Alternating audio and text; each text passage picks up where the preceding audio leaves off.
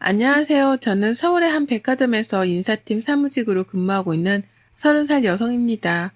백화점에서 근무한다고 해서 판매만 하는 건 아니에요. 그 백화점이 잘 운영될 수 있도록 뒷받침해주는 다양한 부서들이 존재합니다. 저는 3년째 전문대에서 비서학과를 전공하고 졸업과 동시에 취직이 된 탓에 근무한 지는 제법 되었네요.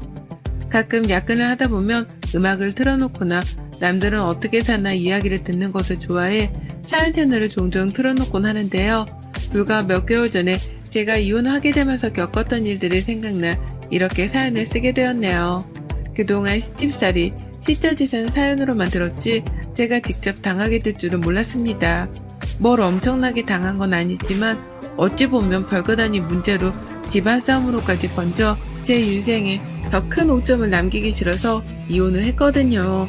말도 안 되는 걸로 우기는 시어머니, 저를 감싸려는 척만 했던 남편과 평생 살다가는 제명에 못 살 것 같았어요. 무슨 사연인지 궁금하시죠? 그럼 지금부터 제 사연 시작할게요. 저는 대학을 졸업하고 23살의 어린 나이에 우연히 좋은 기회로 큰 호텔에 입사하게 되었습니다. 학교 생활을 잘했던 탓에 학과 교수님의 추천을 받아 스카웃이 된 거거든요. 물론 처음 사회생활을 시작한 거라 서툰 점이 굉장히 많았습니다. 실수도 많이 했고요. 다행히 좋은 사수를 만나 금방 업무에 적응할 수 있었고 국어 점수도 잘 챙겨받은 덕에 5년 만에 팀장 직급까지 올라 월급도 세후 400 정도로 넉넉하게 벌고 있었어요. 전문대를 나왔음에도 불구하고 제 또래 친구들에 비하면 정말 많은 돈을 벌고 있던 거죠. 돈은 꼭 필요한 때만 쓴다는 주의여서 휴대폰 요금이나 교통비, 기타 생활비를 제외하고도 280만원 정도를 저축할 수 있었어요. 어렸을 때부터 부모님의 영향을 받아 검소한 습관을 들였던 탓에 가능한 일이었죠. 부모님이 없이 사신 건 아니었어요. 갈비집을 운영하고 계셨는데 호텔 주방장 출신이셨던 아버지가 방송에도 출연하실 정도로 유명한 분이셨는데 덕분에 장사도 잘 되고 홈쇼핑에도 진출하시고 사업의 규모가 꽤 컸거든요. 되도록이면 밥은 집이나 직장에서 해결했어서 식비 자체에 대한 부담은 없었어요. 사회생활을 시작하며 이제는 알아서 살아보라며 백화점 근처로 오피스텔을 얻어주신 덕에 걸어서도 출퇴근할 수 있는 거리였고 아침부터 저녁까지 일을 했기에 딱히 돈을 쓸 데가 없었어요. 가끔 친구들을 만난다거나 저도 여자인지라 쇼핑도 가끔은 하지만 과하진 않아요.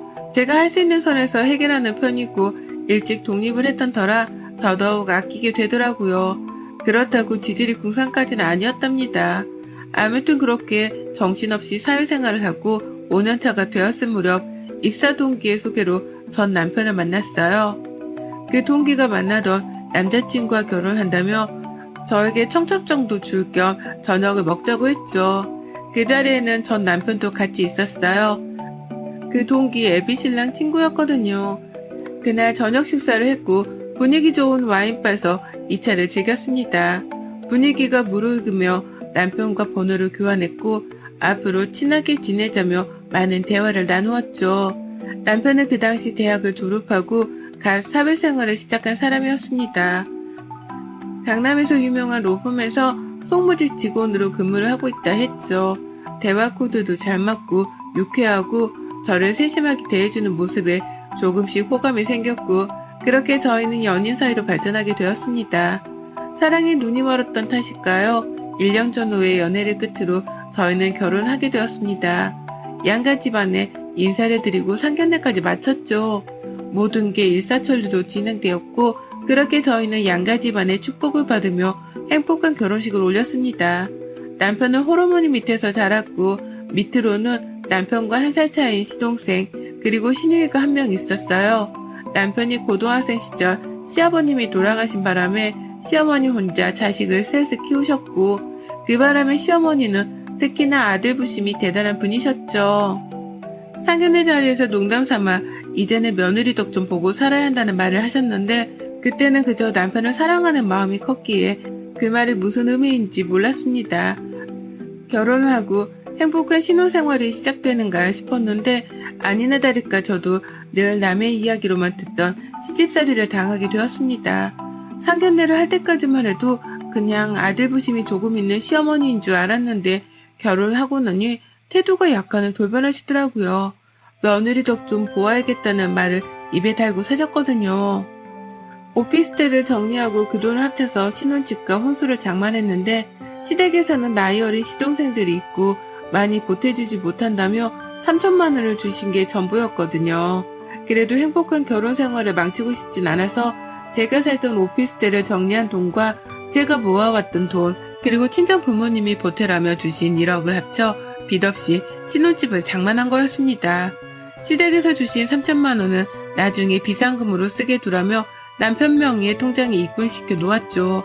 결국 따지고 들면 시댁의 도움은 하나도 받지 않은 셈이었어요. 그걸 모르던 시어머니는 신혼집을 자기 집인 마냥 드나들며 온갖 살림에 간섭을 하기 시작하셨죠. 저와 남편이 대출받아 같이 마련한 집인 줄 아시더라고요. 신혼집은 온전히 제 명의로 된 제 집이었습니다. 너 결혼했다는 애가 살림이 이게 뭐냐? 인스턴트 태워 먹니? 나는 여태 우리 아들한테 그런 거 먹여본 적이 없다. 그게 다 몸에 얼마나 안 좋은 것들인데 자고로 음식은 정성이야. 하나하나 깨끗한 유기농 재료로 만들어서 먹어야지. 너 살림 좀 배워야겠다. 어머니, 저희 둘 다 일하다 보니 챙겨 먹을 시간이 별로 없어요. 그래도 주말에는 웬만하면 요리해 먹고요.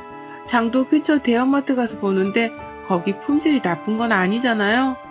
아무리 고급지면 뭐하니? 그거 다 농약 쳐서 때깔 좋게 보이려고 한 건데 재료는 앞으로 시장에서 장 보고 음식은 다 해먹어라.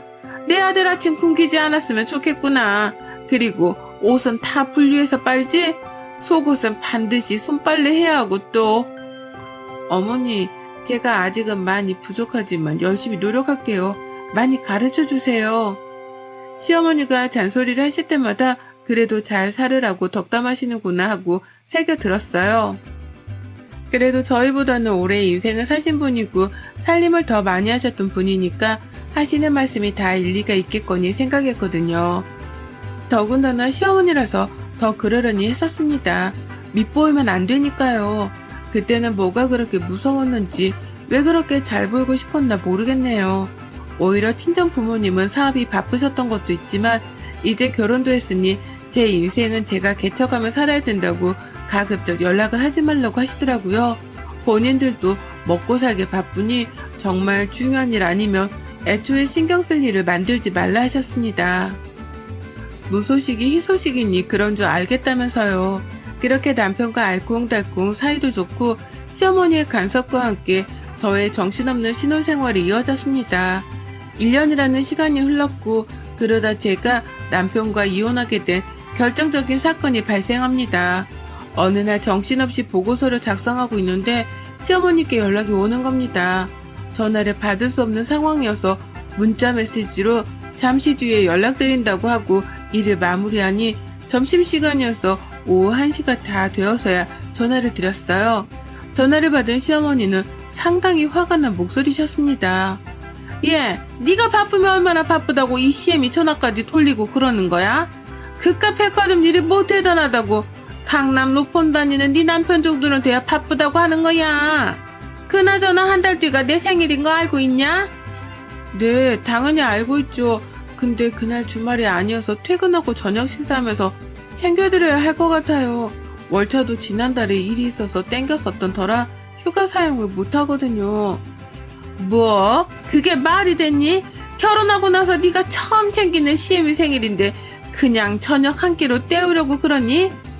너희 결혼할 때야 내 생일이랑 맞물려서 집안에 큰일 치르느라 그러려니 하고 넘어갔지만 결혼하고 나면 당연히 네가 직접 이 시엠이 생일상 정도를 차려야 하는 거 아니냐?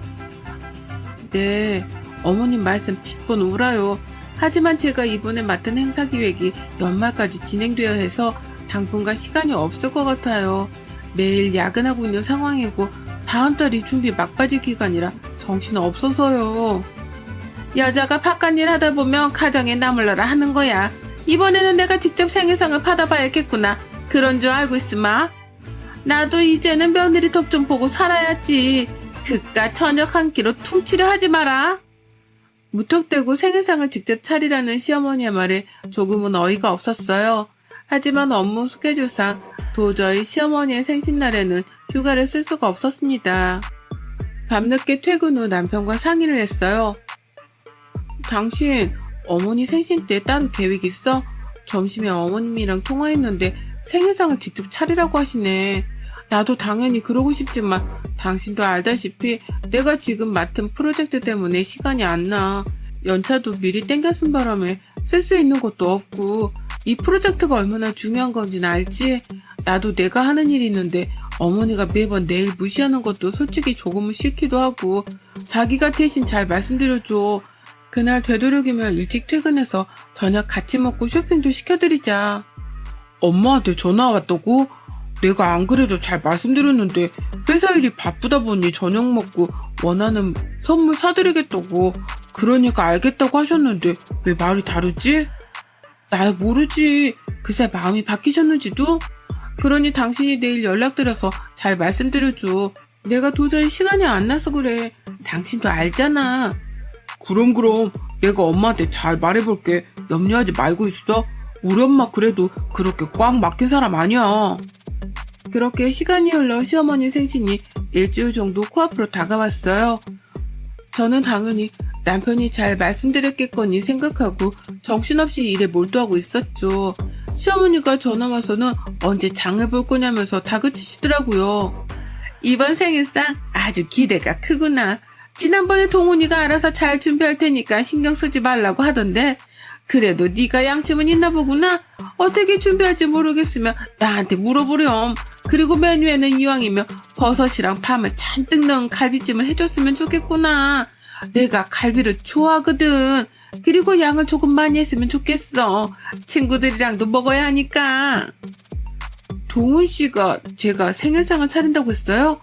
저도 말씀드렸다시피 그때까지 프로젝트를 진행해야 해서 퇴근하고 저녁 식사를 해야 할 것 같다고 잘 전달해달라고 부탁했는데 중간에 소통에 문제가 있었나 보네요.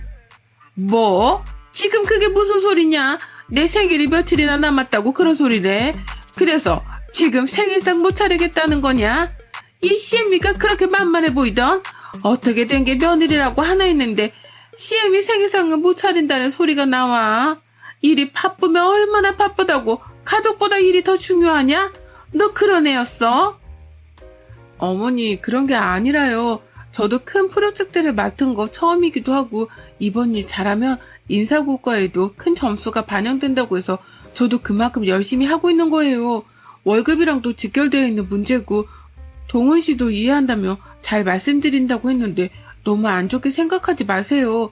그래도 제가 좋은 선물 하나 해드릴게요. 그깟 선물 몇 푼이나 한다고? 너한테 정말 실망이다. 나는 어떻게든 너한테 생일상 받아야겠다. 이번에 그깟 거 하나 못하면 너는 내 며느리도 아니야. 친정에서 뭘 배워왔길래 아유 사부인은 이런 것도 하나 안 가르치고 시집을 보내셔서는. 어머니 제가 죄송한 건 맞지만 그래도 저희 친정 욕하는 건 아니죠. 제가 죄송하다고 했고 미리 말씀도 드렸는데 이렇게 막무가내로 말씀하시면 저도 서운하다고요. 제가 안 해드린다는 게 아니잖아요. 뭐 막무가내? 너 아주 시애미를 잡아먹으려고 한 달이 났구나. 이제 본색을 드러내겠다 이거냐? 이대로 시어머니와 전화통화를 계속했다가는 큰 싸움이 날 것만 같았죠. 친정을 욕보이는 말씀에 울컥했던 것도 있지만 퇴근 후 남편과 자세한 이야기를 해야 했습니다. 남편은 시어머니께 저녁 식사를 하자고 말씀을 드렸는데 곧 죽어도 제가 차려주는 생일상을 받아야겠다며 고집을 부리시더래요. 그래서 제 상황을 뻔히 아는 남편이 계속 달래드리고 있는데 안 통한다며 본인도 난처하다고 하더라고요. 그러면서 오늘 통화한 내용을 말하니 남편이 사과를 하며 자신이 중간 역할을 못해서 미안하다고 사과를 했습니다. 자신이 그날 월차를 내서 어떻게든 음식을 해갖고 시댁에서 저녁상을 차릴 테니 제가 한 걸로 하고 제발 비유 좀 맞춰달라 사정사정을 하길래 알겠다고 대답했습니다. 문제의 그날 남편은 모든 요리를 다 할 수 없었기에 새벽부터 유명한 반찬가게며 맛집으로 소문난 갈비찜 가게를 찾아가서 포장을 해오는 등 정신없이 움직이더군요. 나름 전도 붙이고 잡채도 할 줄 알아서 사온 음식들과 이래저래 조합을 하니 그럴싸한 한 상이 차려졌습니다. 그렇게 시댁에서 저녁을 먹는데 시동생들도 맛있다며 잘 먹어주더군요. 저는 시어머니께 죄송한 마음을 담아 나름 최고급의 명품백과 지갑을 세트로 선물로 드렸습니다. 그래도 500만 원이 넘는 선물이었어요. 결혼하고 처음 챙겨드리는 생신이기도 하고 거하게 한턱 쏜 셈이죠. 그런데 시어머니는 자기 아들이 차린 상인지도 모르고 드시는 음식마다 하나하나 타박을 하시더라고요. 너는 도대체 음식을 어떻게 배운 거니? 이 반찬들은 하나같이 다 짜고 잡채에 참기름을 넣어야지 들기름을 넣질 않나? 갈비찜에 내가 버섯이랑 파 많이 넣으라고 했는데 꼴랑 몇 개 들어가고 이제는 또 왜 이렇게 붙였어? 너 이래서 명절 음식을 제대로 하겠냐? 너 도대체 친정에서 뭘 배워온 거니? 너네 부모 갈비찜 한다며 음식점 하신다는 분들이 딸한테 이런 거 하나 안 가르쳤다디? 기본 중에 기본인데 너네 친정은 정말 양심도 없구나. 어떻게 이런 딸을 우리 집안에 시집을 보내서는. 저는 그 소리를 듣고 참고 있던 이성의 끈을 놓아버렸어요. 식사를 하던 시동생들과 남편도 시어머니의 말씀에 서로 눈치 보기 바빴고 제가 표정이 굳어지자 어쩔 줄을 몰라 하더라고요. 급기야 시동생 중 한 명은 물을 가지러 간다며 자리를 뜨더라고요. 저는 시어머니께 있는 사실 그대로를 말씀드렸어요. 어머니, 제가 저번에도 참고 넘어갔는데 저희 친정 모욕하지 마세요. 그리고 이 생신상 동훈 씨가 차린 거예요. 반찬도 호박나물은 직접 한 거지만 반찬 가게에서 사온 것도 있고요. 갈비찜은 동훈 씨가 아침부터 뛰어다니면서 맛집이라고 소문난 유명한 곳에서 공수해온 거고요. 국도 동훈 씨가 끓인 거고 하나부터 열까지 다 동훈 씨가 한 거예요. 그런데 제가 왜 친정용까지 들어가며 이런 말을 들어야죠? 정말 듣자 하니 거북해서 뭐? 그럼 이 생일상이 네가 차린 게 아니란 말이야? 나는 내 자식들 손에 물 한 방울 안 묻히고 키웠는데 너 어쩜 나한테 이럴 수가 있니? 그러면서 정말 엉엉 소리내서 통곡하다시피 우시더라고요. 덕분에 저는 신우이에게 완전 못된 며느리로 낙인 찍혔고 그 자리에서 시어머니 편을 들며 욕을 하더라고요. 저는 신우이까지 저와 제 친정을 무시하는 말을 하길래 맞받아치면서 결국 큰 소리가 나게 되었고 그 상황에서 남편과 시동생들은 어쩔 줄을 모르더라고요. 겨우 시어머니가 진정이 되시자 남편이 한마디 하더라고요. 아니 그러니까 엄마는 왜 바쁜 사람한테 생일상을 차리라고 억지를 부려서는 이런 사단을 만들어? 누가 차리면 어떻고 맛이 없으면 어떤데? 그리고 꼭 며느리가 생신상을 차려야 해? 우리가 차린 적도 없는데 왜 며느리만 갖고 생떼를 부리는 거야? 그리고 처가를 그렇게 말하면 내 입장은 뭐가 돼? 수진이 기분은 어떻겠냐고. 너 지금 이 엄마보다 네 마누라 편을 드는 거야? 내가 네 아버지 죽고 너를 어떻게 키웠는데 네가 감히? 그러고 당신도 너무해. 그냥 조용히 넘어갈 수는 없는 거였어? 굳이 그렇게 맞받아치면서 같이 욕하니까 속이 시원하니? 네가 솔직히 한 게 뭐가 있어? 며느리로서 최선을 다했니? 정말 뭘 배워온 건데? 당신 말 다 했어? 뭘 배워왔냐고? 내가 먼저 말했지? 내가 일 때문에 사정이 이러저러 하니 당신이 잘 말씀드리라고. 나라고 시어머니 생신상 안 차려드리고 싶었겠어? 어쩔 수 없는 상황이었잖아. 미리 말을 안 한 것도 아니고 당신도 알겠다며. 근데 왜 나한테만 그래? 내가 뭘 잘못했어? 당신은 그 성격이 문제야. 성격 좀 제발 죽이고 살아. 며느리면 며느리답게, 남편이 있으면 남편을 좀 위하고 살아야지. 이건 뭐 독불장군이 따로 없으니 그럴 거면 너 혼자 살아. 당신이 이런 사람인 줄 알았으면 결혼 안 했어. 진짜 시간을 되돌리고 싶다. 너 지금 그 말 후회 안 해? 나랑 결혼한 거 후회한다는 말로 들리는데 내가 이해한 게 맞니? 그래 후회해. 옛말 틀린 거 하나 없다더니 집안에 여자 하나 잘못 들이면 불화가 끊이질 않는다던데. 기가 찬다 기가 차. 나도 더 이상 이런 직구성이랑은 엮이기 싫어. 그래 이혼하자. 너랑 내가 평생 같이 살 일은 없을 거야. 살다가 내가 제명에 못 살고 죽지 안 그래? 조만간 서류 보낼 테니까 소송까지 가고 싶지 않으면 얌전히 사인해야 할 거야. 알겠어? 이런 직구석? 이거 완전 미쳤네. 너 정말 말 그렇게 할 거야? 그래 해볼 수 있으면 해봐. 이혼? 그게 그렇게 쉽게 될 것 같냐? 어? 저는 끓어오르는 분노를 참지 못하고 그 자리를 박차고 나왔어요. 시동생들은 저를 붙잡으며 흥분을 가라앉히라고 했지만 시동생들이 관여할 문제는 아니었기에 잡는 손을 뿌리치고 신혼집으로 돌아왔습니다. 다음날 회사에 사정을 말하고 저는 시청으로 가 이혼서류를 가지고 왔습니다. 퇴근하는 남편에게 이혼서류를 내밀자 코웃음을 치며 그냥 이혼은 못한다고 큰소리치더라고요. 시어머니도 전화 와서는 어디서 배워먹은 버릇이냐며 욕짓거리를 하셨지만 그럴수록 제 결심은 확고했습니다. 원만한 합의가 이루어지지 않자 남편 쪽에서는 먼저 소송을 걸더라고요. 재산 분할이며 위자료까지 청구한다면서 말이죠. 그나마 다행인 건 아이가 없다는 거네요. 그렇게 저도 변호사로 근무하는 친구의 도움으로 소송을 진행하게 되었습니다. 혼인신고를 해서 재산의 반을 나누어야 하고 위자료로 1억을 요구하는 미친 제안에 대한 맞소송을 진행했어요. 업무 특성상 간혹 언쟁을 하는 경우가 있어서 통화를 하면 자동으로 녹음을 하는 어플을 깔아두었고 덕분에 시어머니와 남편이 제게 퍼붓던 욕설, 온갖 대화를 다 증거자료로 제출했어요. 그리고 신혼집을 구매하며 남편의 돈이 단 한 푼도 들어가지 않았다는 증거를 제출했습니다. 처음에 말씀드렸던 시댁에서 준 3천만 원 기억하시죠? 그거 정말 한 푼도 안 썼거든요.